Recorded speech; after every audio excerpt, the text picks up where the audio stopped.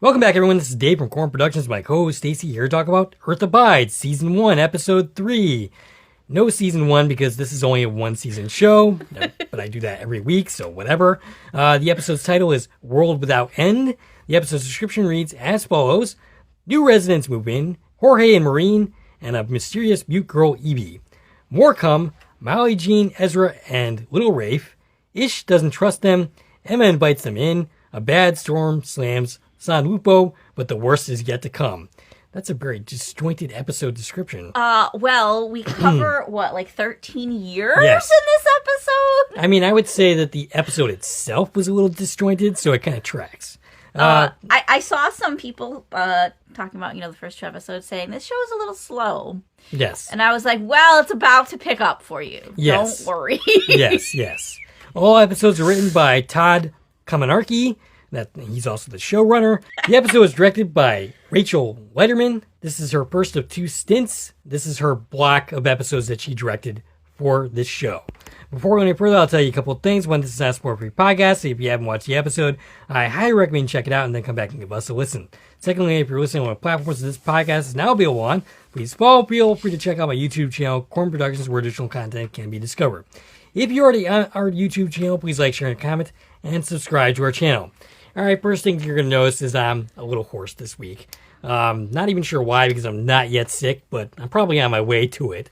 But yeah, just apologizing in advance if I sound a little rough this week. Shout-outs this week. I already shouted her out, but I'm going to do it again. Today's my daughter's 12th birthday. Happy birthday to her. And we got Sue Adams. She says, another recap, so glad you were covering the show. Agree that the timeline is a little fast, even more so this episode. But like we said, we only have 6 episodes, so it's not like we can screw around.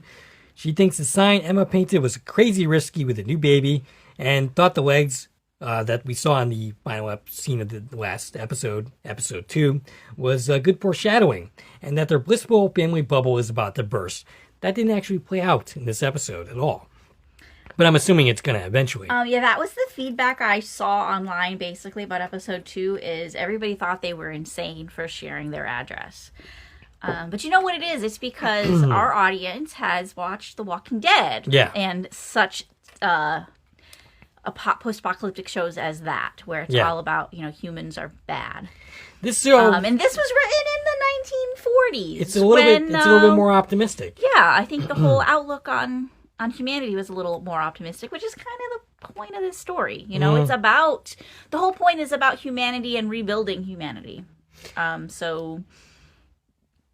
Yeah, they need their community to grow a little bit in order to make that happen. I'm assuming eventually Ish is going to be right to be suspicious, and it's going to end up being like where they get burned with their optimism. More Emma's optimism than Ish's. Ish's is a little bit more closed, I would say. He's more cautious than Emma is in regards to people. Carla D says, to comment on your statement about being surprised about interracial relationships in 1949, I believe your view is based on the U.S. Southern Jim Crow states. Of course, there was racism in the 1940s, but diverse communities in northern U.S. Dates back to the 1700s. In the 1800s, the same could be said from Colorado to California. The book and show takes place in California, where the author was a professor at Berkeley. Several black students were enrolled in Berkeley during the 1940s, and seeing black and white students interacting could have been the reason for Emma being black. All that makes sense. I would still say that even in the northern states, interracial relationships were probably still frowned on. I have no doubt that they were still happening, of course. You don't make laws against these kind of things unless this is something that actually happens. And I would say, I looked into this a little bit. Misgeneration laws, I'm not sure if I'm pronouncing that right, were still in effect, even in California, up until 1967 when the Supreme Court overruled them.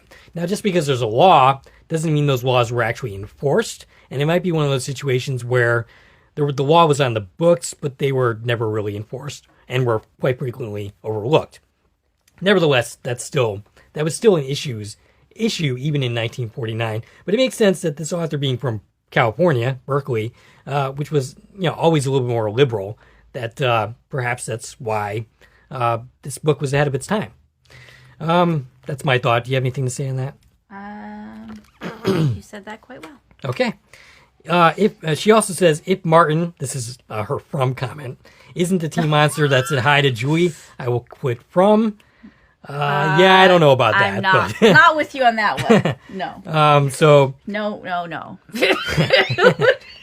I just want to touch on some observations I made. Emma is wearing her father's army shirt and army pack when they first meet. I didn't notice that. It looks to me like the cow at the time Lucky took a bite out of it was smoked. So, yeah, that covers my concern there. With her big cheeks and baby face in the photos, Emma's kids are about 8 to 10 years old, probably. And Emma actually tells them that she helped her sister with a hard birth, so I think that's how she knows. How she knows about breech birth. And that's all I have for shout-outs. That's actually more than I expected to have for this series. Well, thank you, everybody, for your comments. Yes. So, Stacie, your thoughts on this week's episode? Okay, so much happened in this episode. It was I don't have the runtime, but it was about 60 minutes. Yep. Which is long because we're dealing with no ads. Yes. Yep. So it is a full that's not the word.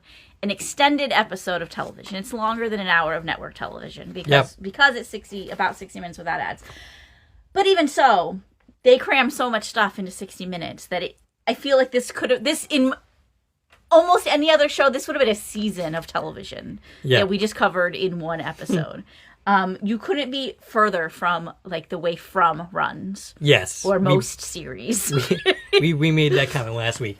I would say, I've already hinted at the fact that I feel this episode is kind of disjointed at times. But at the same time, I kind of see what they're doing thematically with the series. Yeah. To do what they're trying to do, they're doing a great job. Oh, yeah, absolutely. So, I mean, like, episode 1, Earth ends. We see Ish dealing with it on his own. Episode 2, he's coming together with Emma and building that relationship. Yeah. And we were like, we went a whole year. That was fast. Yeah. This episode is about building the community. It's about the community. Yes. We meet a ton of new people. Yep. We meet even more new actors. Yeah. Because the kids, we meet child actors and then they outage in a scene and we get new kid actors because we're going through time so quickly. And this is exactly what I predicted was going to happen, was the time was going to increase exponentially. But to actually see it play out in this episode, it was just a little wild. Time was just going. I'm not going to lie. I was a little confused at times, like, wait, which kid is this? There's a lot of kids. Yes, there's a lot of people. Right. We go from 2-3 people at the end of the last episode to now, by the end of this episode, we have a community. We have 3 distinct families all living together, lots of kids. It's a lot. And I'm going to have to keep this cast list in front of me as I watch the next episode to have a clue who's who. Still, I will say and there's no time to stop and get comfortable and get familiar with the characters. We just keep moving. Right. I would say, once again, this is pretty well done. Some quibbles here and there. Particularly, I don't know how our star survives the end of this episode. But we'll, of course, talk about that as we get there. I'm pretty confident they're not going to kill him off, since he's basically our point of view character and the star of the show. I mean, I don't think they're going to kill him off, but you never know. Crazier things have happened. Yeah. My guess is he'll be like handicapped in some way and have to rely on the other people in the community to do more. And he'll be frustrated that he can't do as much, right? Okay, so the previously on segment focused on Lucky the dog. I knew what that meant. Going in, because I was worried about it last week. I knew it was going to happen this week, especially the quicker we were going through time. Right. I was surprised how it happened. Yeah. I thought it was just going to be an age thing. Once we got to where's Lucky, I'm like, oh shit. I literally bawled my eyes out. Did your dog Lily comfort you? I don't think so. No? So yeah, that was hard for me. Now, I did see people commenting on episode 2, which, we talked about. It had some heavy animal scenes, and some people I saw saying they were noping out of the series because of the animal scenes between the cow and the rats and what they did to Lucky. There is some heavy animal stuff in this show. Yeah. We got heavy animal stuff in this episode, too.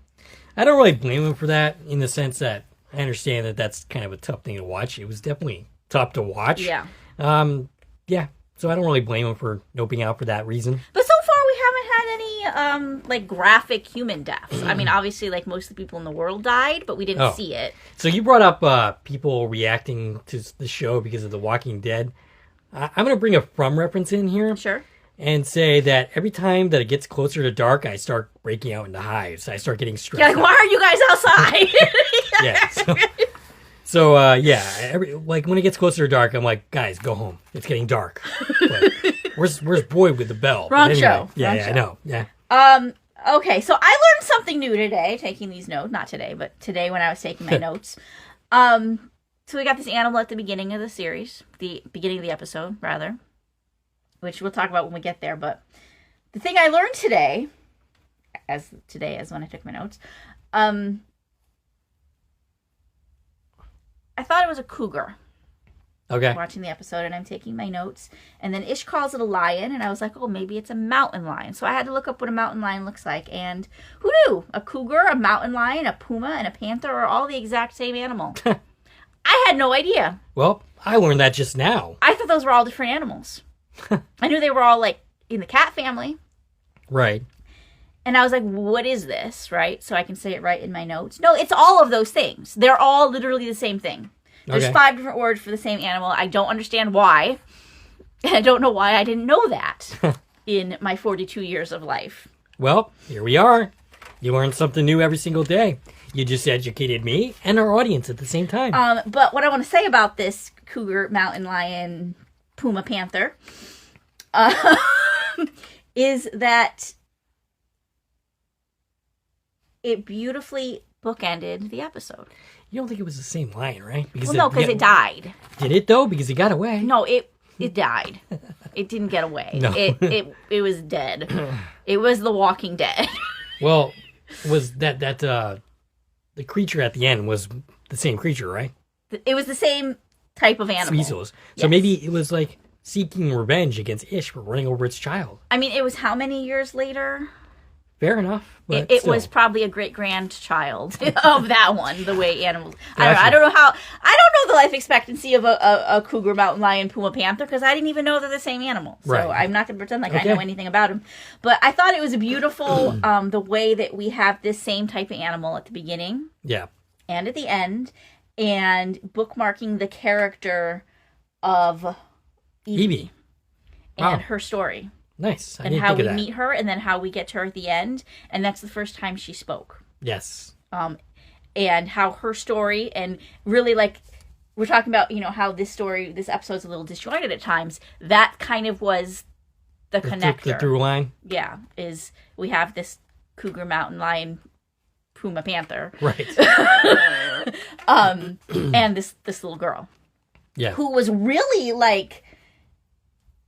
off-played, I think. Like, we got a lot of Evie at the beginning, and then we kind of, like, forget she's there. She's just there. We see her in the background. She doesn't talk, so she's just kind of there as we're, like, meeting all these people that keep coming.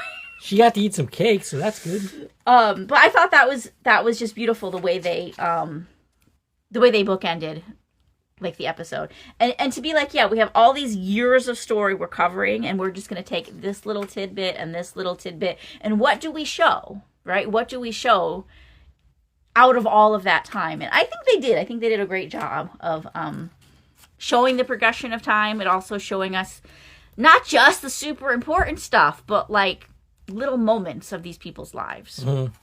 And I think that I'm enjoying the show. I think that they're doing a great job of telling this. Now, I haven't read the book, so I can't be like, oh, they're being great to the book, or they're not being great to the book. I can only just base it on what I'm seeing, and I'm enjoying it. I definitely plan to read it after the fact. In fact, it's on Kindle Unlimited right now, so you could always get it that way and not pay anything. But do we have anything else to say before diving in? I just want to touch on the intro. Yes, it was different again. It's different again, so I'm convinced now we're going to get a different intro every week. So this week's intro really looked like it focused on the de-evolution of anything that was man-made that's left on Earth, like machinery and Boats. Like it was all man-made objects and buildings that were being shown, and they're just in complete disarray at this point. Right. Like man's imprint on the Earth is disappearing. Is really what they were showing us, and I just think these intros are beautiful. Yeah. Like, I remember, like, the first time, like, we didn't pay much attention to it, and then we realized it was different in the second time, and I was like, oh, wait, like, they're saying something with this. And you don't always get that with a show, right? Where they're giving us an entirely different, like, opening credit sequence each time. Yeah. And it actually, like, is not technically part of the story, but it's also telling its own story. Yeah. And I think they're really beautifully done. There's so many little clips in the intro that I was like, wow, those are beautiful images. And it tells such a powerful story without giving us any dialogue or any context of like, I bet if you put all 6 of these intros together without the story at all, it would still be a beautiful story. Yeah, in itself. And one particular image from the intro stuck with me, and that was that of a swing set. An empty swing just kind of blowing in the wind. Now, it reminded me of From, because we've got a swing set in From, which is also in the From intro. And Are You Afraid of the Dark?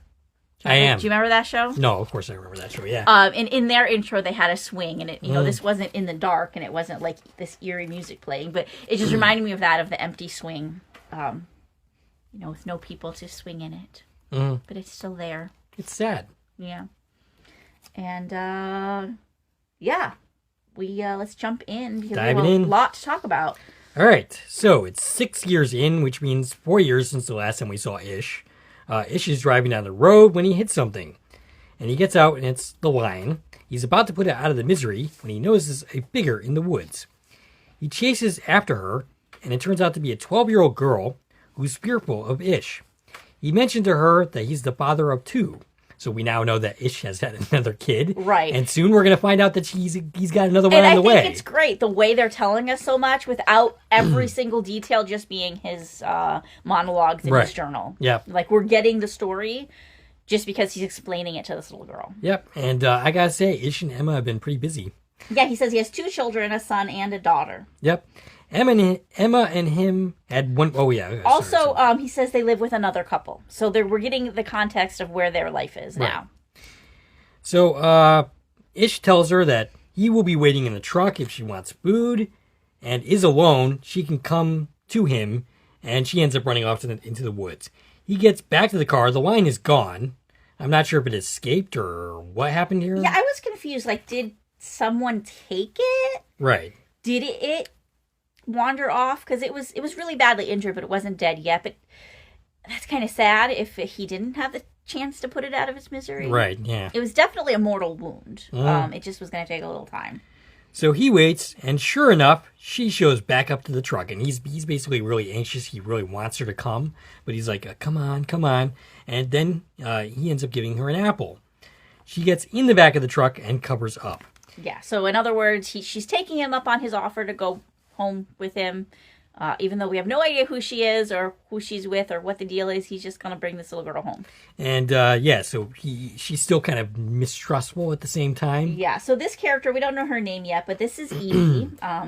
So we have the cast, the person who plays her, Evie, age 12, is Milena Kerr. She was in 2 episodes of Motherland Fort Salem.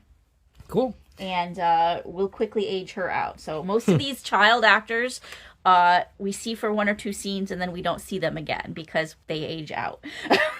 So Ish returns to Emma and talks about Evie. She still hasn't talked. They actually don't even know her name. They don't know her name yet. Yeah, we know her name, but we see his kids coming up, Heather and Alex. Emma is concerned that they might have taken her from her people. Alex and Heather try to get Evie to talk, but that's not happening. They end up bringing the apples inside.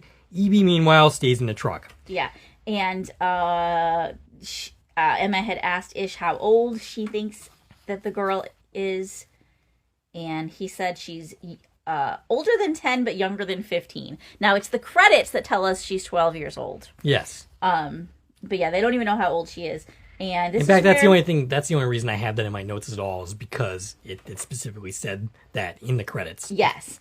Now we also got to meet their kids. Heather is the baby that was born in the last episode, who is now about age 5, if we're doing the math. The credits for her just say Heather, which is weird that we didn't get an age with this actress. But process of elimination, this is 5-year-old Heather, the one that doesn't have an age. She's played by Leah McDonald.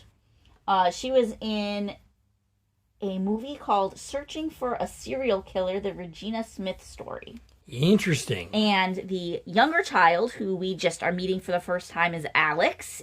This is Alex, age 3. He is played by... Ooh, I'm going to butcher this name. I'm sorry. Kahi Hollywood. Something like that. And he was himself in 2 episodes of a show called Baby Baby. Interesting. You know anything about that show? I don't. Okay. I'm assuming it's Canadian. About babies. So, I don't know if we've ever mentioned this before, but Earth Abides is filmed in Vancouver. Yes. So, we've got the West Coast Canadian actors in this one. Gotcha. So, yeah, Evie stays in the trunk. Ish tells her to stay as long as she wants. And then we meet Jorge as Ish explains the situation. And then as we do, we meet Maureen. That came with George. There's some kind of... Jorge. How many times are you going to call him George? I don't know why I just did that, but yeah, I knew better than that. Well, I don't know if you know better than that, because if anybody...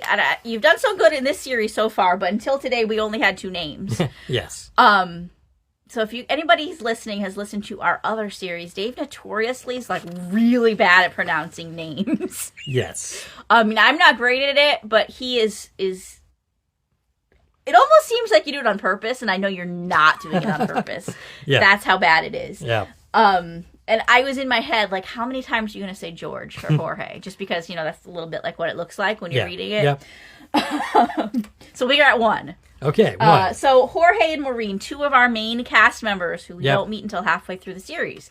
Jorge is played by Rodrigo Fernandez Stoll.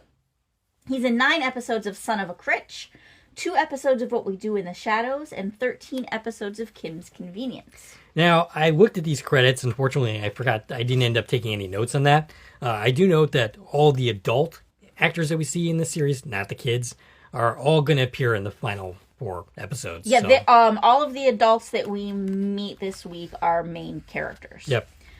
They're part of the official main cast. Yep. With Ish and Emma, Alexander Ludwig and Jessica Francis Dukes being the lead actors, and then the rest of these adults are all part of the cast, like in the official press releases. So Maureen is played by, and I'm going to say her name wrong, Elise Levesky. Sounds good. I'm not positive of the pronunciation, but I know her very well. Yeah. She played Chloe in all 40 episodes of Stargate Universe. Ah, Which is okay. where I know her from the most, but you should recognize her. Yes. Do you? I did recognize her. Do you know why? I don't remember why. Okay, she's in an episode of Quantum Leap, the revival. Okay, which episode? She is in the Halloween episode, O Ye of Little Faith. Oh, okay. And I remember when I first saw the trailer for that episode and she was in it, I was like, I know her. What do I know her from? I remember that exact conversation. Yeah, and it was because she's in Stargate. Right, okay. SGU specifically. Also known as probably one of my favorite episodes of the revival. Yes, we both really liked that Yes. episode. If you guys haven't watched the Quantum Leap revival, go check it out. It's great. Yeah. You only get 2 seasons because NBC is NBCing. NBC, well, yeah. Yeah. But she's in that episode. So, Yep. yeah, that's, and I love her. At least she's a great actress. Mm-hmm. And again, she's playing Maureen. Yep. All right, so Lucky seems to stand guard of the new girl. He's in the back of the truck with her. Maureen tries to make nice with Evie. There's a couple of violent moments. Yeah, she brings her a plate of breakfast, and Evie slaps it out of her hand. Yes. And the plate goes smash. It goes a splat. She shows her own scars. Yeah, so in this moment that she slapped the plate away, we saw that both the girl and Maureen, I'm going to pause on names a lot, I think, during this, because there's too many names for me to absorb in one episode. They're both covered in scars all over their arms. It It would seem to suggest that Maureen has gone through something similar as Evie. Right. That she has also been through abuse. There's been abuse. But in this scene, it was just like really weird. I'm like, why do they have the same scars? What are we supposed to be getting out of this? I don't know. I found their whole interaction really strange. She goes on to show her the scars, but then she like hands her hair to play with. And I was like, what are we doing? She was gaining the child's trust. Yeah, she's trying to bond with the girl, but I don't know if that would be my take to be like, here, play with my hair. I don't know, but like I think being an abuse victim herself, that she would kind of know how to approach Evie. I guess. I mean, that's the point, is these two characters instantly bond. That's what we get out of this scene. So Maureen prepares her bath. As she talks to Evie, she explains her story. They found Emma's sign, and they had basically given up at this point. Yeah, she said she was about 3 minutes away from giving up when she saw the sign. So she ends up leaving the bathroom. Maureen ends up going through her things as Ish and Jorge go looking for people. Does that count? 1.5 we're at. And we're cross-cutting between the two looking for answers. Maureen finds a journal, and then it's actually more like a journal of pictures. Variety of pictures that I guess Evie drew. Yeah, like drawings. It's kind of dark, weird stuff in there. Yeah. And then a letter. Ish and Jorge find an abandoned house in the woods and determine that whatever happened there wasn't good. Yeah, they're like, some really bad stuff happened here. There's like there's at least a body that's like a head, like part of a torso. It's missing most of its body. So Maureen ends up giving her a room, and then she ends up showing the note to the guys and Emma. It was a note from her mother who describes Evie's abuse, that she got ill and was dying. It begs them not to be Eva's no, but her yes. And Emma emotionally says yes. Yeah, and so they basically all agree to keep Evie and take care of her and keep her away from her abusive father. Which, at this point, do we know if he's even alive? We don't know anything other than the mom was like, help her. Do you think that he might come back into the story somehow? Well, they sure thought Yes. in the next time jump that's who was coming. Right. So, I don't know. Right. Maybe. Yeah. Who knows? But I think enough time has passed by the end of this episode, I wouldn't be worried about it anymore. Right. I don't know. So Jorge asks Maureen at night if now that Evie is there, can she be happy? It suggested that perhaps Maureen went through something similar as Evie. And Emma and Ish, their third child is born. Yeah, we have a short time jump. Yep. Joey is born. Yep. And Ish journals talking to his new son. And then we have another time jump to Joey's first birthday. In all of about the blink of an eye, the baby is born and we jump to his first birthday. The happy life is interrupted by a bell warning that somebody is coming, some kind of perimeter alert. Jorge thinks it's Evie's family.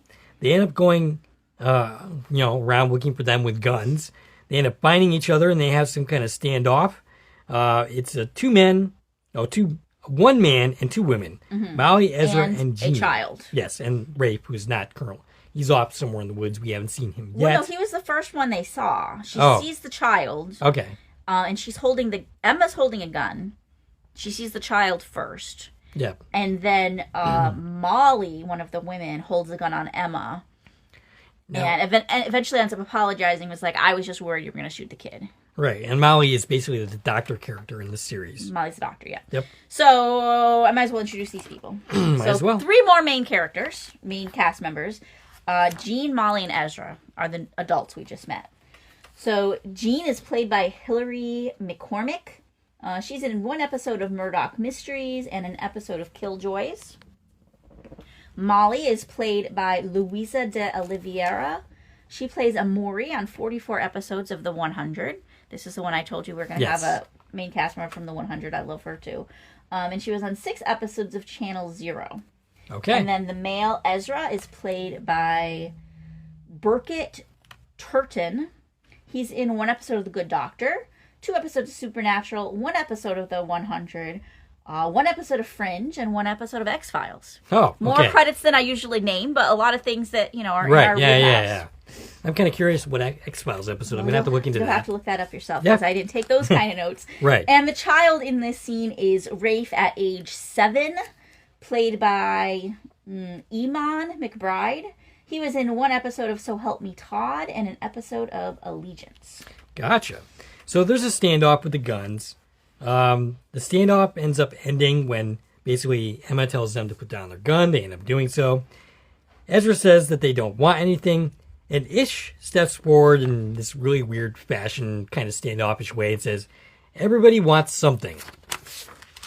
And we learned that Rafe is Jean and Ezra's son. Yep. And Molly's the stepmom. Oh, okay. Which I was really confused about this relationship. Because when she said she's a stepmom, I thought that meant that Jean and Ezra were not together. Right. But apparently they're a throuple. Yes. We'll get to eventually. It's an interesting dynamic. So they invite them. I mean, it's the end of the world. You're the only Right. people left. I get Hey, it. I'm not judging. I'm just saying it's interesting. It is interesting. And it was confusing in this first introduction. Yeah. So they invite them into their home to talk. They have no connection to Evie whatsoever, so that rules that out. They came from Oregon. Jean was actually a famous singer that I believe Maureen recognized. Yes. Maureen was like, why does Jean look so familiar? And we learned from Ezra that she was a famous singer. I didn't write her name down. But they said her whole name and like everybody knew the name. Yeah. I mean, it's a fictional famous singer, but Maureen was a fan of hers and she was really excited to meet her. And this gave me some more Walking Dead kind of feelings. Yeah. And I don't know, because you didn't watch Walking Dead, I did not. So Nope. there's one of the storylines in Walking Dead. Spoiler alert if you haven't watched that series. The character of Beta, he was actually a famous singer. Okay. And that's the reason the Whisperers wore these skin masks. So they wear people's masks over their face, like Ed Gein style. And the reason that he did that was to cover his identity so people didn't recognize him because he is this famous, recognizable person. So this reminded me of that. It was like, hey, yeah, you're a famous singer and one of the last remaining people on Earth. Cool. So they ended up here because they ended up finding the sign of Emma's. Ish is not happy about this at all. Ish, in fact, is very standoffish in this scene. Emma offers her the place next door, and he's like, well, that place is like, it's got a wall down. And he's like, the bears got in there. Right. And he's definitely... he's trying to not let them stay. Right. He's like, leave now. Bye. Right. Yep. He didn't want them in the house next door. Right. Which is funny because, like, that was your whole thing, is you're trying to build a community, right? Well, I think Emma was a little bit more on board with that Sure. than Ish was from the start. Right. But, He's happy that they got Maureen and Jorge here. But he thought that was it. I mean, later we get this little hint that basically this is Ish's routine every single time somebody new comes in. And, statistically speaking, eventually someone they come across is going to be an asshole. Right. And not a good guy. Right. Or a good girl.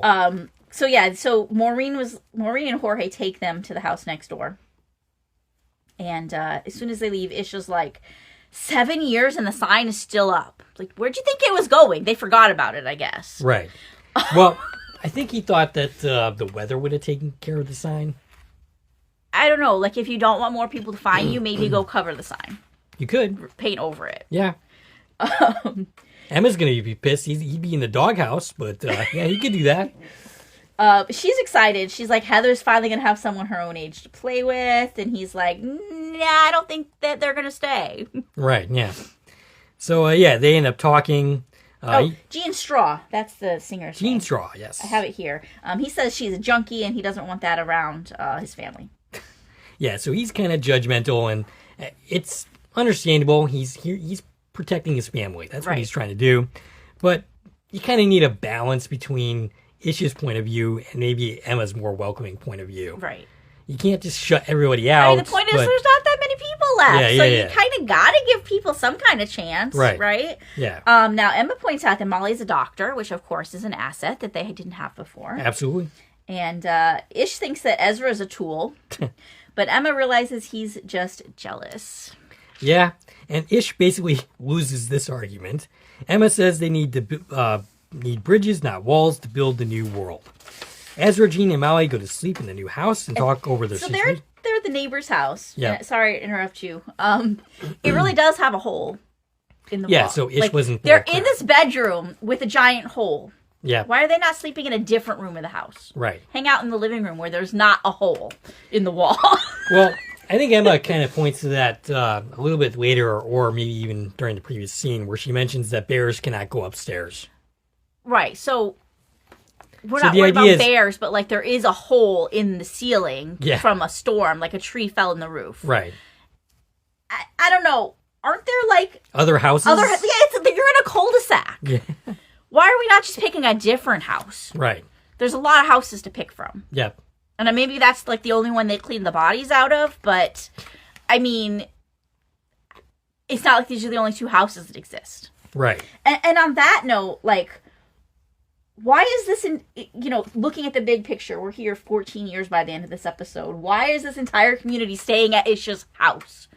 Like, we have a lot of people. There's a lot of kids. How many bedrooms are in this house? Right. Well, were they all staying there, or were they just visiting for a party? No, everybody's staying there. I think this new family's staying next door. Yeah. Jorge and Maureen and their family stay in Ish's house. And I get, like, that's where the electricity is. But you can redo that on other houses, right? Theoretically. Or find, like, some big mansion somewhere that already has, like, solar panels. You have literally the entire world to pick from. Right. There has to be other places where you can build a community. Yeah. And better housing, I would think. Like, you're in California. There's got to be some really big frickin' mansions that you can move your community into. Yeah, I see your point on that one. So Ish prepares the new people to dig through a new area, basically collect supplies. Yeah, they're going on a supply run. He ends up giving them a speech. Ezra ends up partnering with Ish, which is not something that thrills Ish at all.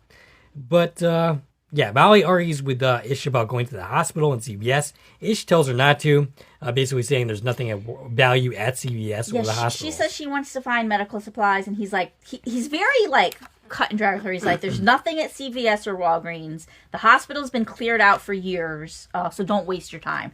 He says we are looking for food, detergent, sponges, and solar batteries. Yeah. It's a very weird wish list. Why are sponges so important? I don't know.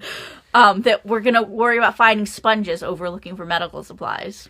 Yeah. And I was just really confused about CVS and Walgreens and the hospital being cleared out. Does this indicate that there have been a lot of other people scavenging these areas? Or maybe over the 6 years. It's been 7 years. I think we're at year 7 now. Yep. You're going to tell me that Ish and Emma cleared out a Walgreens and a CVS and all the parts of the hospital that weren't locked up in 7 years for their family of like 5 people? I mean, I don't buy it, but... I don't get it. Like, I can count all of the medical supplies my family's gone through in 7 years. They'd fit in one grocery bag. Yeah. And I get that they, like, probably have more medical situations since, they're on their own and they're roughing it and whatever. But you couldn't possibly have gone through everything in the stores. In every store. Yeah. Not to mention, unlike The Walking Dead, where, there's zombies in every house, you can go into these people's houses. The only thing in there is a dead body. So literally every single house has a medicine cabinet and some medical supplies in it. Yeah. Every single one of them. Mm. And there's, hundreds of those around. Yeah. So I don't get the fact that, the entire community's been picked clean and there's no more medical supplies. Well, he's wrong in the first place. Well, he's wrong because there's, a locked room he doesn't know about. But I don't know. How did you go through all of the resources in 7 years? I don't know.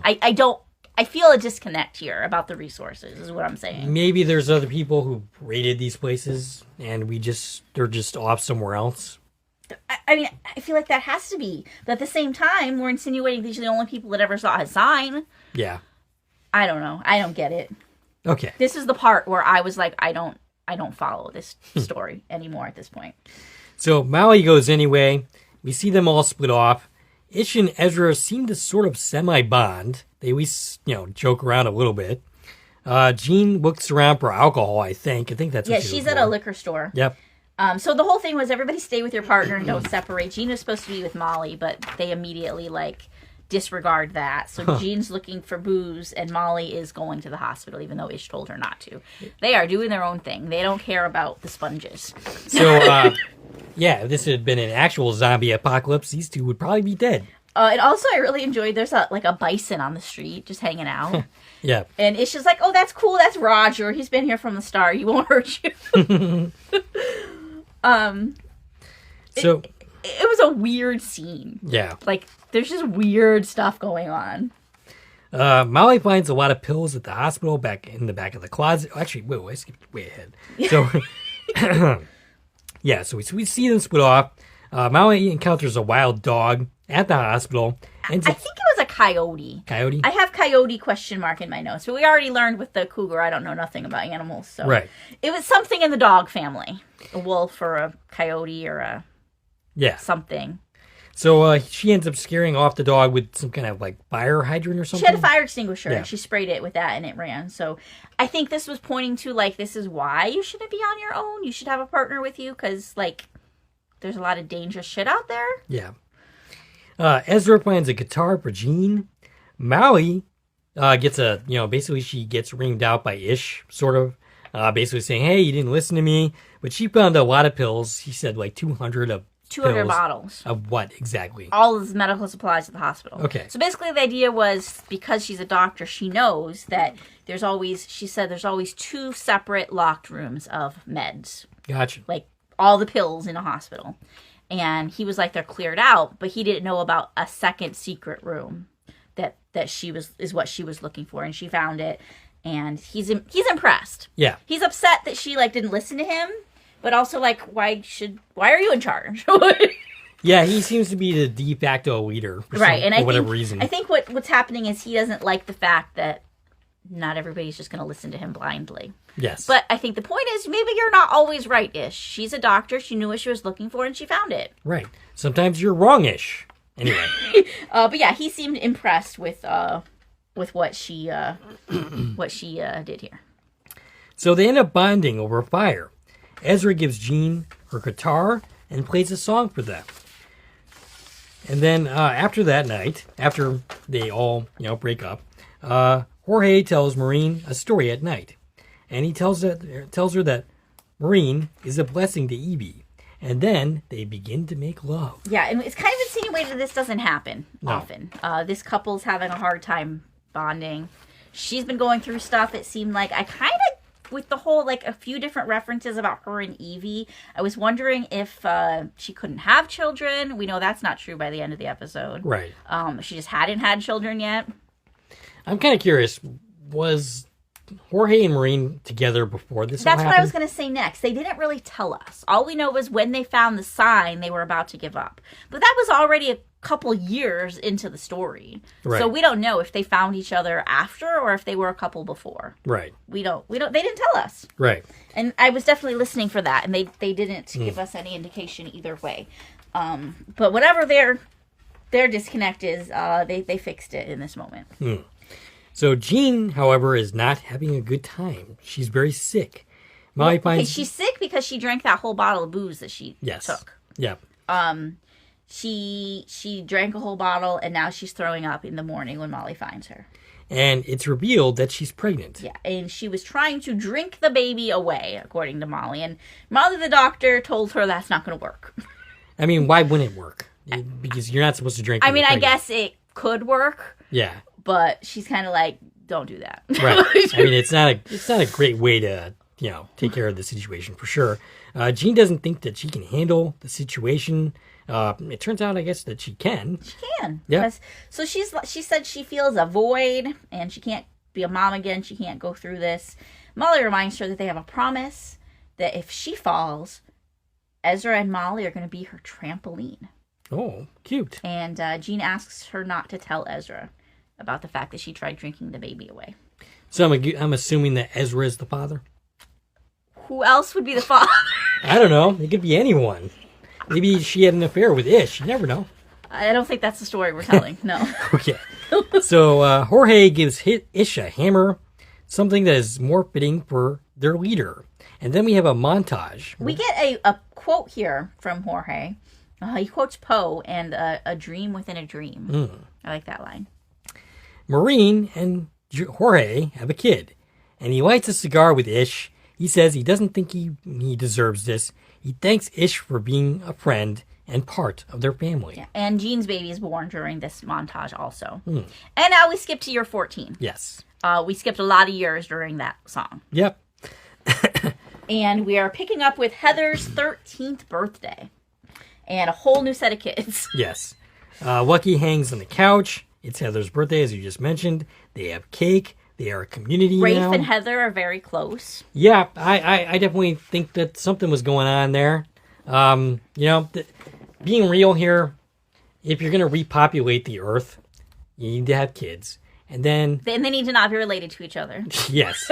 And then you have to have those kids intermingle with the other people having kids. Right. So this is the kind of thing that needs to happen. Exactly. If you're going to actually rebuild humanity, this is what you need. We have 3 families now, so we're inching there. So we have a whole new set of kids in this scene. We have Heather, age 13, played by Amara Taylor.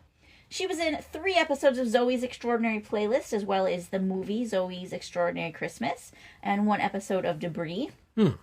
We have the younger brother, Alex, who is now 11 years old, played by Denzel Anoba. He was in 9 episodes of Coco Melon Lane, 1 episode of Firefly Lane, and 1 episode of The Devil in Ohio.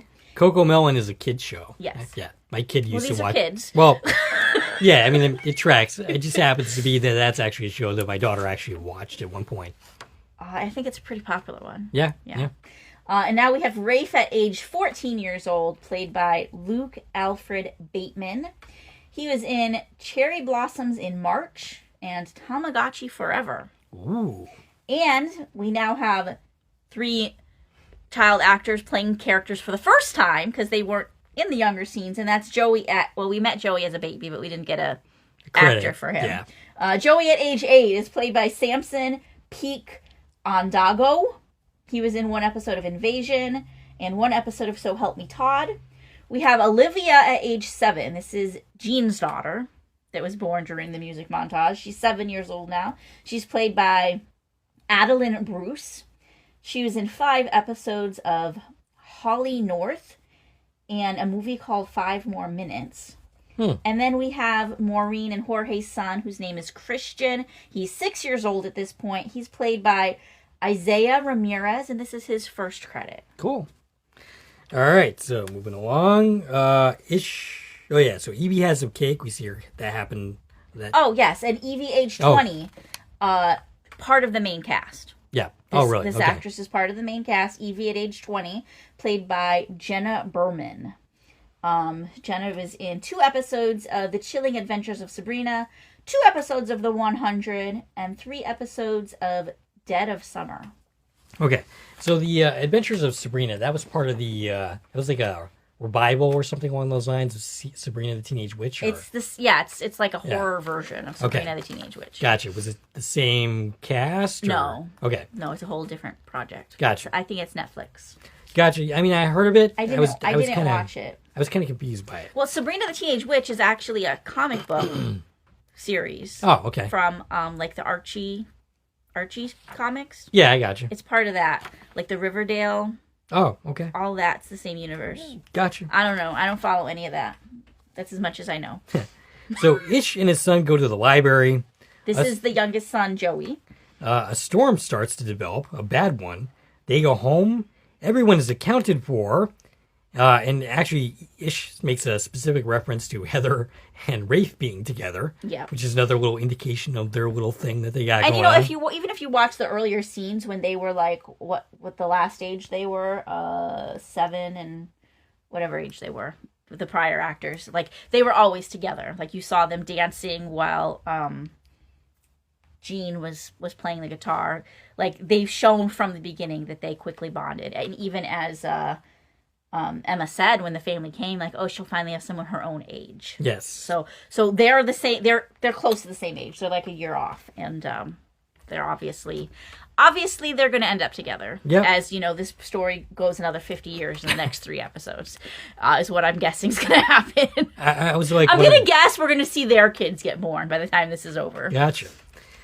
So everyone is accounted for except for Lucky. Oh. They go in search, and Lucky has been crushed by a fallen tree. And basically they end up crying over this dog. Emma ends up joining her. Yeah, Emma was a smaller presence in this episode than she was obviously in the prior one. Well, yeah, because we had to meet like 500 new characters. Fair enough. Ish says that Lucky was his first friend, and as we see the storm and we see his grave. And I bawled my eyes out. I bawled my eyes out the first time, and the second time I missed it up a little because this just hits me, the dog dying. Yeah. And it wasn't even like, oh, he's 14 years old. He should have died of old age, but he got crushed by a tree. That is pretty brutal. So we cut to some later time. I think we're still in year 14. It's not too far in the future, it looks like.